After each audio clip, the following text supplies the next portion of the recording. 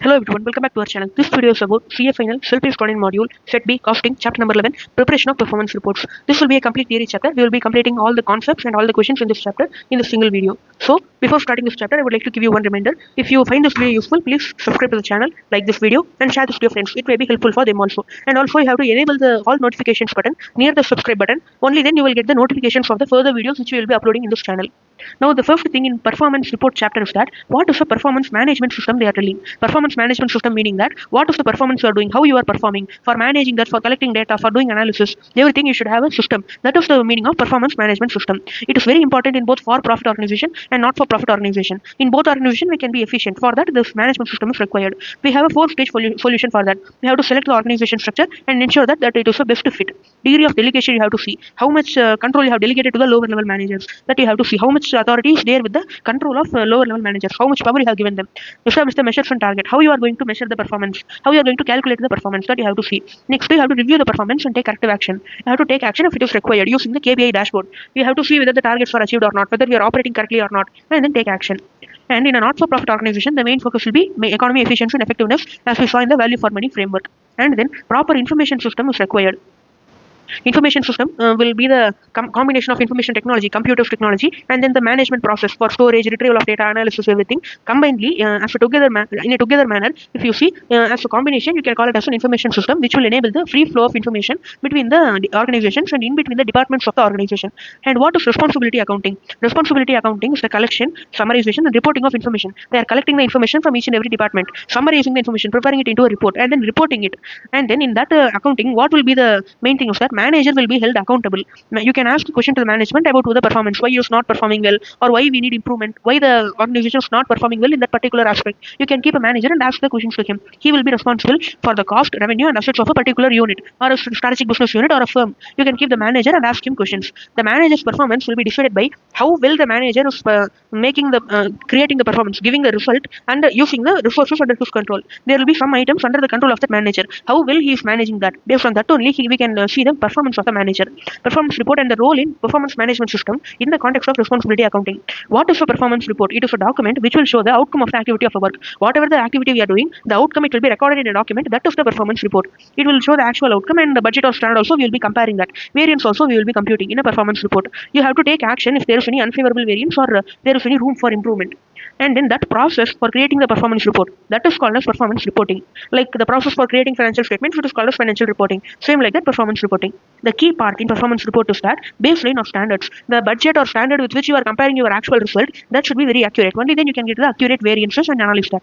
Then role of performance report. Why performance report is required? It is used to inform the deviation to manager and then get action from them on those aspects. If there is any deviation from the process, you can keep the manager responsible and ask the questions to him. You can also show the effect of activity changes. Activity changes meaning that the output level at which you are operating. For example, in standard costing, if you have learned it, you would have understood that we will calculate budget versus standard or planning variances.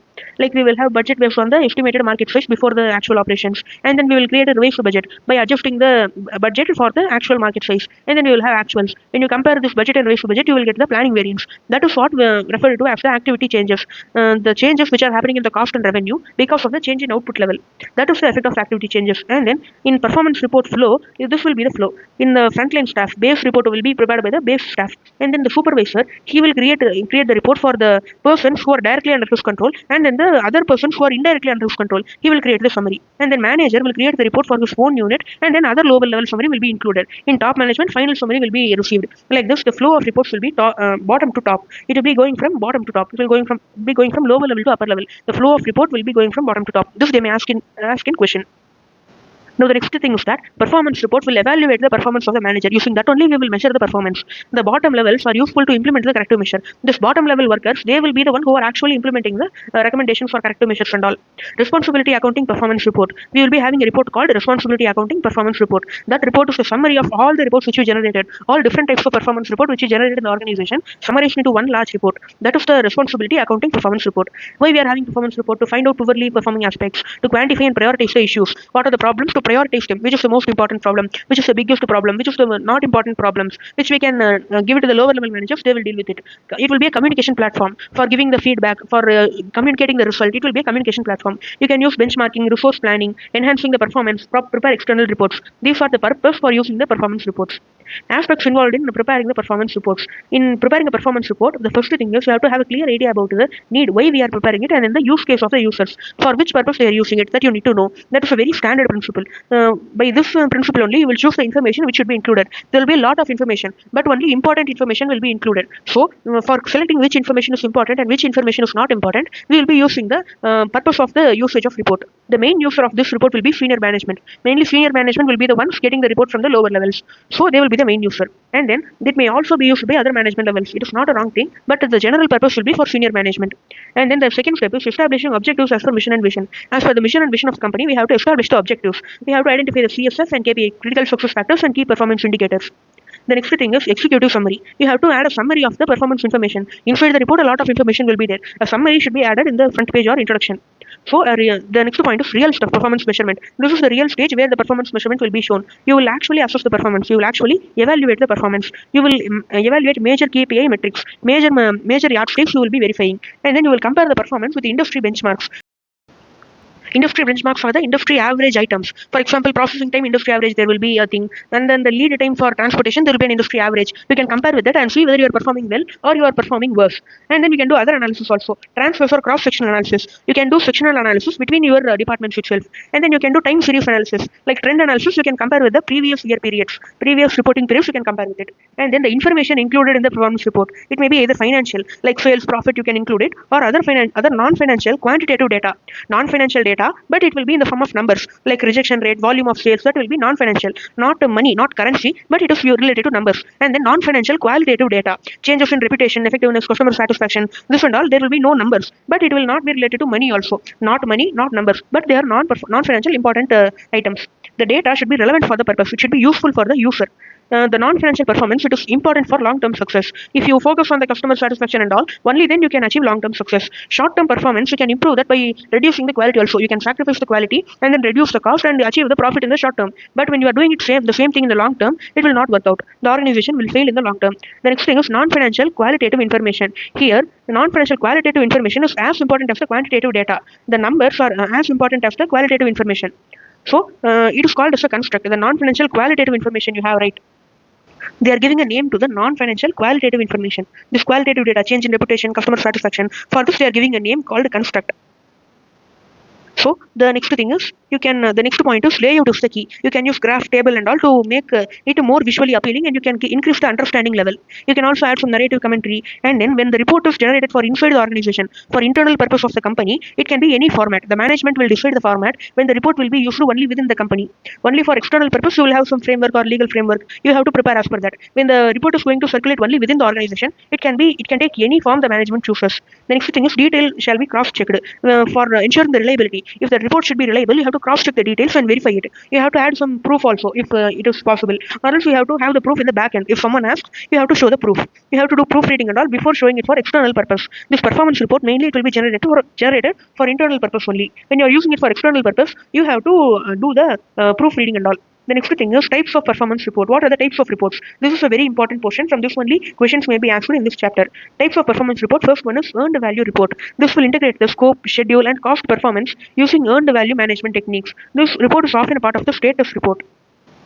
You will be using some earned value techniques and all, and then preparing a report. You will integrate the scope, schedule, and the cost performance. For example, when you are taking construction industry, for constructing a house, you actually planned a budget. For example, 10,000, 10 lakh rupees you planned, and then you have currently completed the construction till 50%. The actual cost incurred, you can take it as till 5 lakh it is incurred, and then the total value. The total value here you can see that you actually planned for 10 lakh rupees. Currently you completed 5 lakh rupees. This is the planning and this is the actual cost performance which you have done. Like that they will be using some earned value management techniques. This and all we are not having that much in our syllabus. So this just the name is important. Earned value management techniques will be used in case of earned value report. So earned value report using earned value management techniques. That's all about this thing. This report will be a part of status report. This they may ask in the question. These two are the important points here. The next type of report is forecasting report. This we will be forecasting what will be happening in the future. We will be predicting. We will project the future performance. We will create an estimate of what is expected to happen. This and all we will be doing for expecting the future demand or future performance. We will do it and we will do it for better resource utilization. We can utilize the resources in a better manner.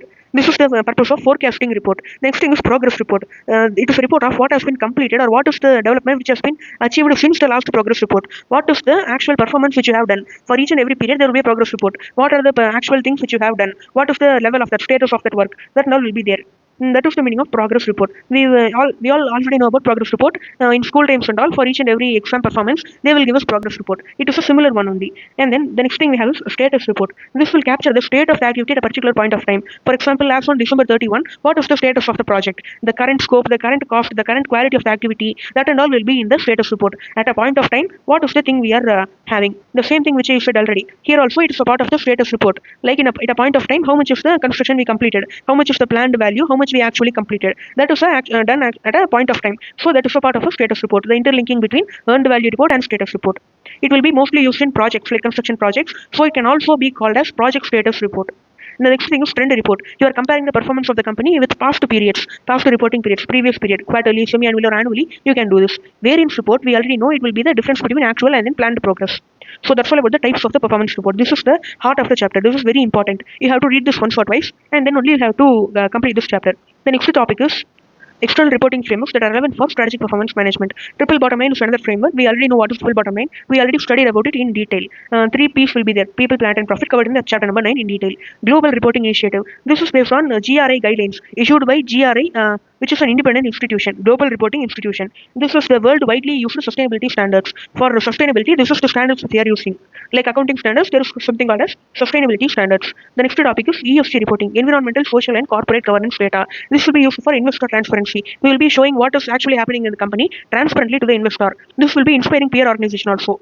This will inspire other organization also to do that if we are doing it. The next thing is integrated report. This will be as per the framework. The rules and regulations for creating this report is given by International Integrated Reporting Council, IIRC. In this, what we will be doing? We will be communicating the strategy, governance, performance, value creation, everything we will be communicating through this report. This will provide a holistic view of the value creation process. What value we are creating. This will be communicated to the providers of capital.